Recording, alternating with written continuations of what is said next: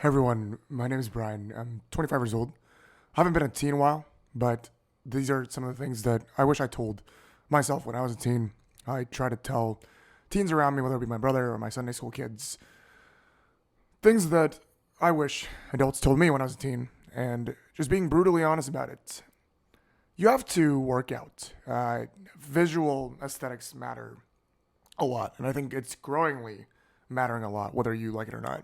Especially for dudes, your height matters. I think when adults tell you, "Oh, height will only matter in high school," or "Height will only matter if you play sports," is completely a lie. I think there's many benefits to being relatively tall. I'm not that tall, probably 5'11". I think if I was any shorter, there would be things or opportunities or moments, having presence in certain situations that I wouldn't have. If I was a bit taller, I bet there are opportunities that I would have had by being taller. There's just a vibe or a sense of confidence that comes from being tall. And I think, of course, height is mostly genetics, but you might as well try to maximize it as much as possible. And a lot of that comes from jump roping or doing different types of exercises that increases your chances of being taller. But aside from height, I think visual aesthetics, being fit also matters a lot. And a lot of that is done when you're young.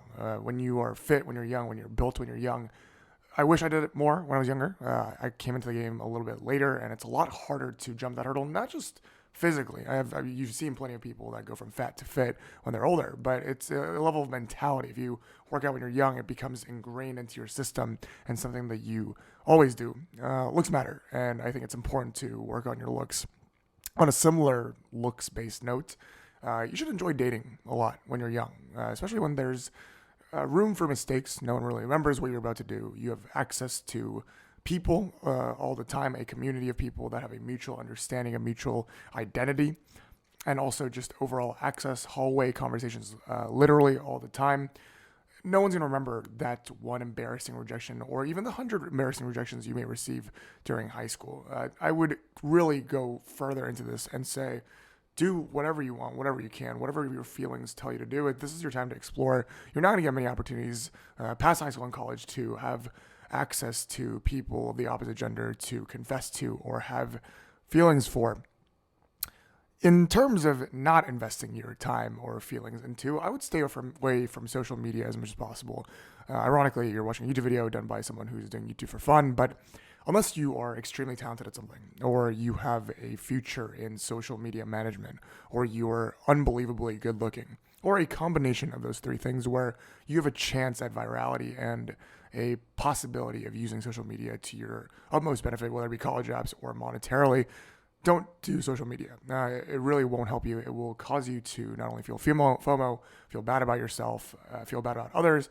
But I think the worst part about social media, especially things like TikTok, is it forces you to think like others. Others tell you what to think constantly, and it removes your capability for thinking yourself. Kind of like if you're receiving advice for teens. I would stay away from this video if possible. Of course, I want my view count to go up, but social media is dedicated and dictated and created for the purpose of keeping your engagement. If you are not paying for the product, you are the product. Do your very best to stay away from it unless you fit into those three categories. Unless you're getting explicitly bullied. If you're getting bullied physically, mentally, even spiritually, socially, go tell someone, tell an adult for help right now. Pause this video. This video doesn't even matter. The most important thing is you're not getting bullied if you are. But if you're not getting bullied and there's no significant, extreme bad things going on with your family, you will probably remember childhood as a relatively happy time.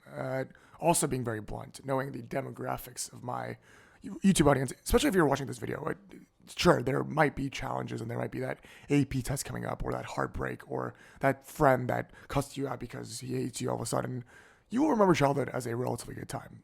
It will pass, time will heal, and your memory is not that great. Of course, you're going to have hurts, but overall, childhood is going to be a time where you wish, oh, I wish I went back to XYZ time. You might as well enjoy it. I think that's with any passing time. Human beings tend to remember good. At least I do, and I'm a pretty cynical person. I guarantee that when I'm 35, I will look back at this time at 25, in which I currently feel bad and I feel like there's bad things going on. I will look back at this time and think this was the greatest time ever, and I wish this was 25 again. I certainly miss when I was 15 and think that that was a great time when I'm sure that I had miserable times when I was 15. So unless you're getting bullied, to which you should report it right now to an adult, you should enjoy every moment to the fullest. And even if hard times come, know that it probably won't matter in 1 week, 6 months, a year, or 10 years. Learn how to dress. It's something that I suck at. I'm learning now. I've committed to learning now. But if you learn how to dress earlier and try to figure out your style, of course it evolves over time. But the reason why it's cool to learn how to dress when you're young is similar to dating in the sense that you could do whatever you want. I wish I dyed my hair pink when I was 15. I wish I dressed more hipster or more hip hop or more dandy, whatever look it may be. There's things you have to give up when you're 25. I can't really dye my hair pink anymore or pierce my nose. You can do that at 15 and get away with it. Especially now, I think it's a bit more acceptable to explore with your looks. I would do whatever you want at that time. Of course, this does not mean go out of your comfort zone and do something you don't want. But if you want to do something, now is the time to do it. When you're a teen, it's acceptable. People will think it's cool and cute.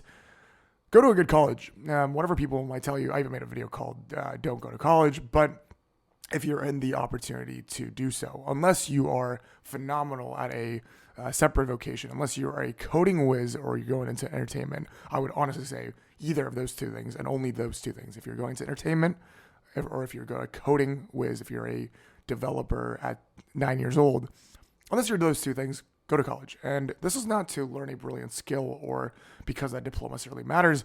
It's because you need that community. And this is still a college-based society. Unless something drastically changes in the past or next 5 years, it's really important to have that bond and learn how to be a college person, because most of society, or at least the successful parts of society, are still college folks. And it's your highest chance and an enhancement route of being successful and being a part of society. That's probably the biggest benefit of college. And I am continuously a proponent of college. Of course, I can't proudly say go to college no matter what, because there are exceptions, but it is probably the right thing to do. And there's infinite payoffs of going to a good college and having that under your belt for life. There's a reason why your parents tell you to do it. Establish a low-cost, independent hobby that you could do by yourself. It's something that I regret the most nowadays. Making content is that, but even that is quite limited. It's viral-based, it's view-based, it's sometimes toxic. You got to do something that's not like that, whether it be a card game or a sport, even a video game. If it's as long as it's not taking too much time or money, I think it's a good thing to have. You're gonna have a lot of time by yourself as you become an adult. When you come home after a long day, your friends might not be available.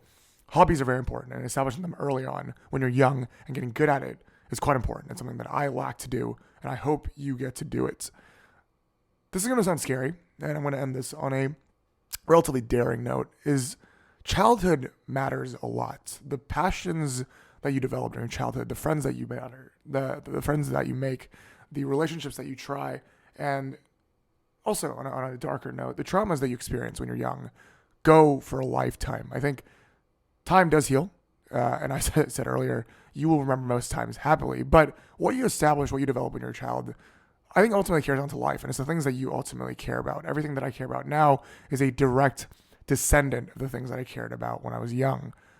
This means that you should take somewhat responsibility of your life when you're a child, but the flip side of that is that you have an infinite array of things to explore.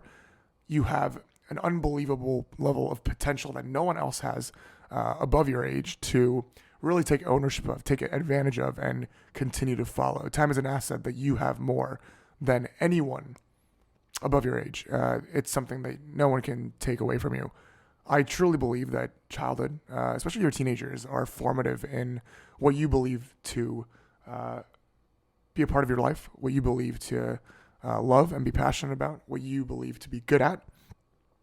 So use it wisely, use it effectively. There's nothing I can tell you to dictate your life. There's nothing I can tell you to make your life a complete, perfect picture. But in addition to everything I just said, I think it's really important to take ownership and don't think, oh, I'm just a teen. There's not much I can do. There's so much you can do, especially now. And at the worst case scenario, on a ultimately happy note, you have more chances than anyone else. Keep fighting the good fight.